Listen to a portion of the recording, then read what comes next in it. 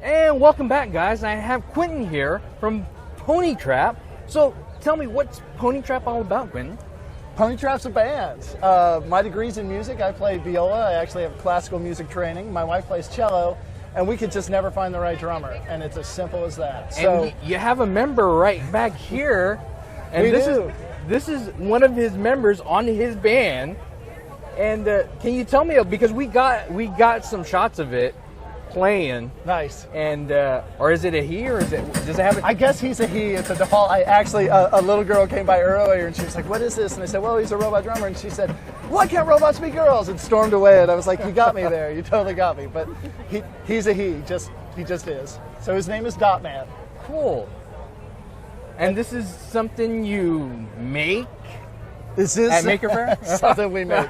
We built him from the ground up. We wrote all the software that drives it. So it's definitely, and the maker movement found us. Like the interesting thing for us about being at events like this, and we do the one in Austin, we've done them in lots of places. We didn't set out to be makers. We were just trying to solve a problem. Right. And then people were like, "Oh, you've got to know about this whole movement going on." Uh-huh. And it has really been an eye opener and been just a source of fun and learning for us to join in. Now, is this the first Maker Faire that you've been to? No. We, like I said, we've performed at the one in Austin several times, and we were here last year. Now, the one in Austin, is that still going on? Because the last one I went to was like one of the last ones, the really big one. No, they're going full They're strength. still going full strength? They're going in May, and they just actually got the mini removed, so that was a big event for them. Well, I went to the one that wasn't a mini. Fair. Yeah. So did you ever go to that one? Like that sounds like 3-4 years ago, maybe. It was quite like 5 or 6 years ago. No, they're going strong. So yeah. Very nice, very nice. So, how did you make this? It started with Arduino. So it started with just getting some lights to blink in time.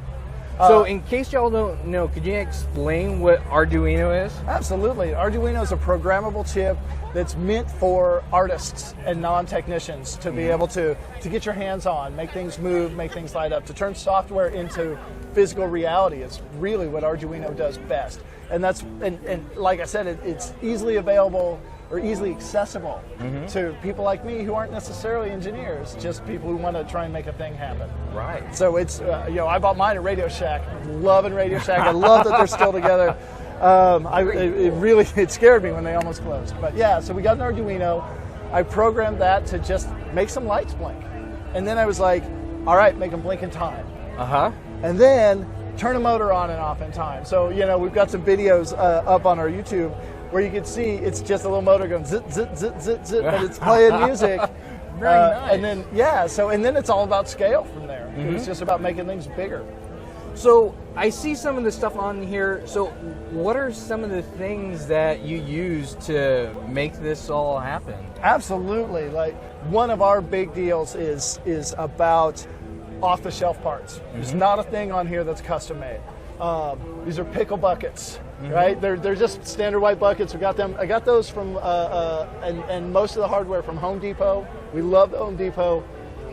We got relays. And we'll actually show you some of this because you don't. From seeing it at your angle right now, you don't actually see that they're buckets. They look like real drums. Well, and they have drum heads on. They have real drum heads on them, but behind it, it's really cool. You got to take a look at it, and you're seeing it right now, I'm sure.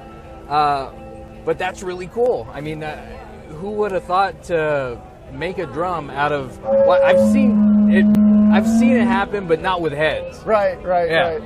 So and it was so many decisions were just made about practicality. They're just relays that fire everything. We've got power door locks, so the actual mechanisms that move the sticks. And these are actually for car door locks that you put in there, the actuators in there that just shoot out and make the sticks actually hit. That's right? correct. Yeah, that's correct.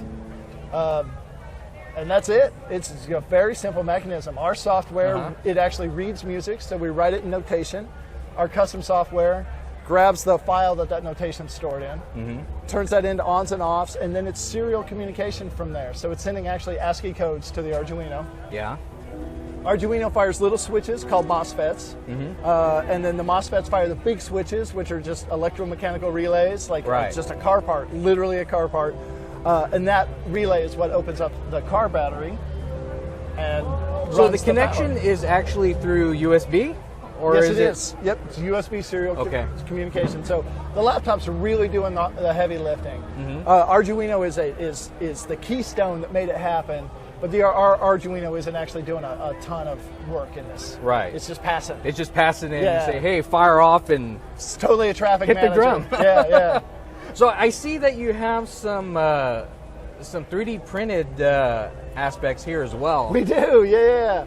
That's actually brand new. I just got my 3D printer. Yeah.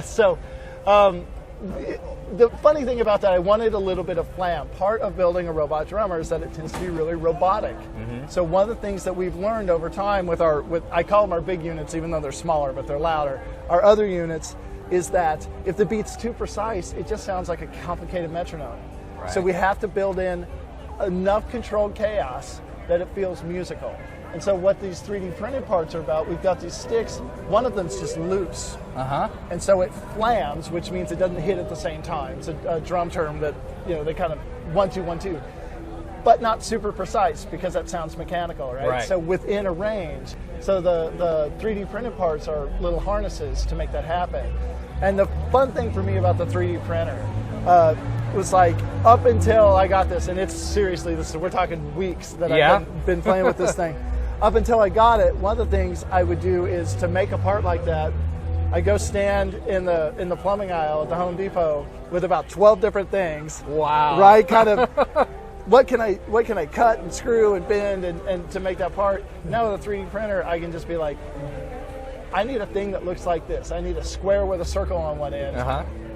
20 minutes later, I have one. So that's pretty nice. fun. And that's something you can actually, the 3D model, you can actually download from there, or is it something you created yourself? No, we did all the 3D models, yeah. Wow.